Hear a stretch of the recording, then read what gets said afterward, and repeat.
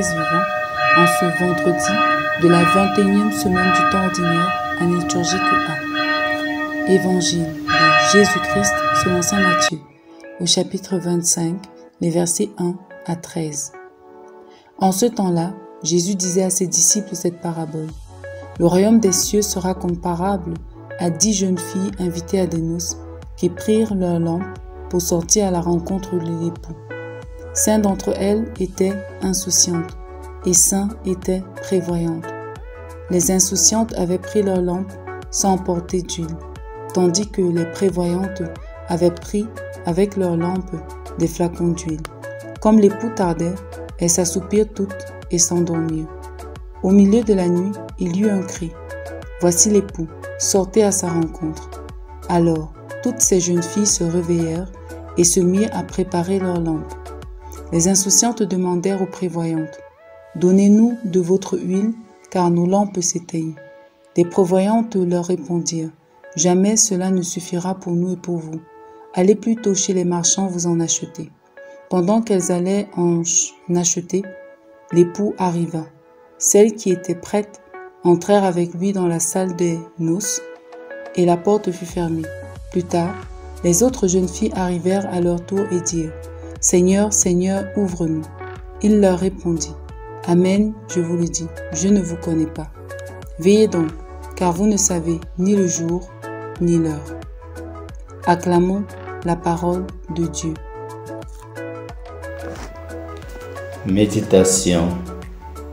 Frères et sœurs bien-aimés, au matin de ce jour, tournons-nous vers le Seigneur notre Dieu pour écouter sa voix et préparer nos cœurs à sa rencontre. Comme un époux, il vient sans cesse vers nous pour nous apporter sa joie et son amour. Il vient à notre rencontre dans la prière, la lecture de sa parole, dans les sacrements de l'Église, dans la rencontre avec nos semblables. À nous d'être prêts à le reconnaître et à le recevoir dans ces différentes circonstances de notre vie. La parabole des 10 vierges que nous méditons ce matin a tout d'abord une portée eschatologique.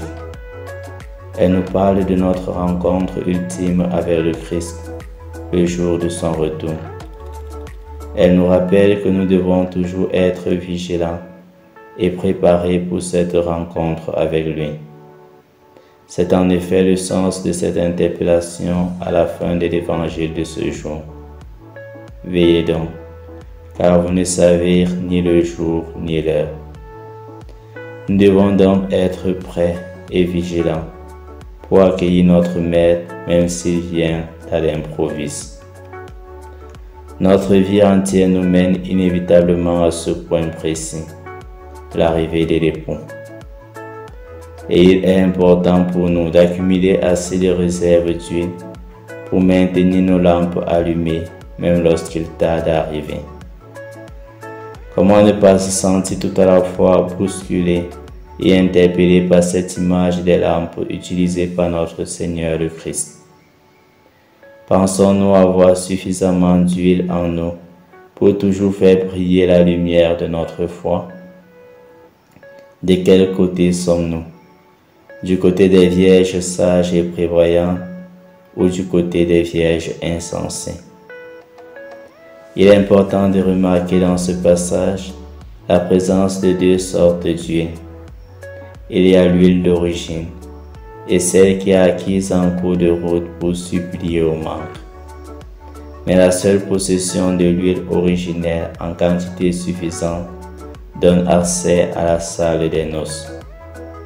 Et puisque selon saint Grégoire le Grand, l'huile représente le langage des larmes, c'est-à-dire le désir qui entretient la flamme d'amour, ce désir que Dieu a mis dès les origines dans le cœur de chacun de nous, on peut conclure que les vierges sages sont celles qui sont demeurées fidèles à la grâce des origines, qui ont gardé le souvenir de la rencontre et ont entretenu le désir du retour de l'époux.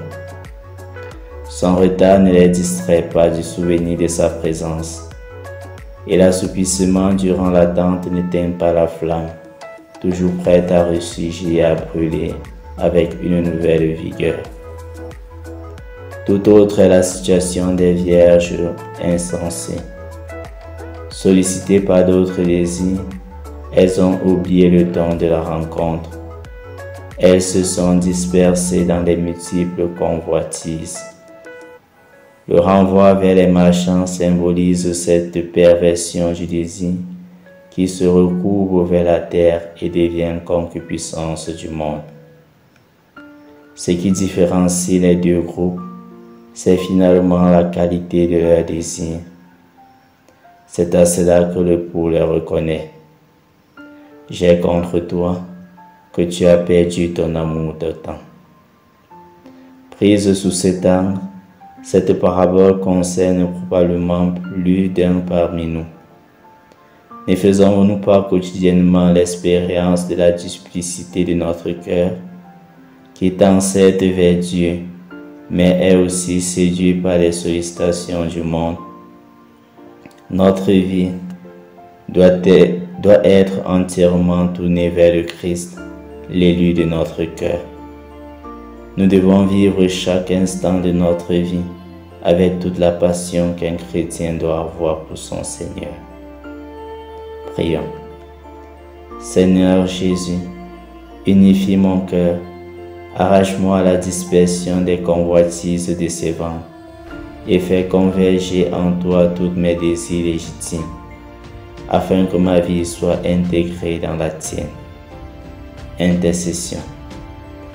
Prions pour que le Seigneur affermisse la foi de ceux et celles qui ont renoncé à tout pour aller au-devant de l'époux qui vient.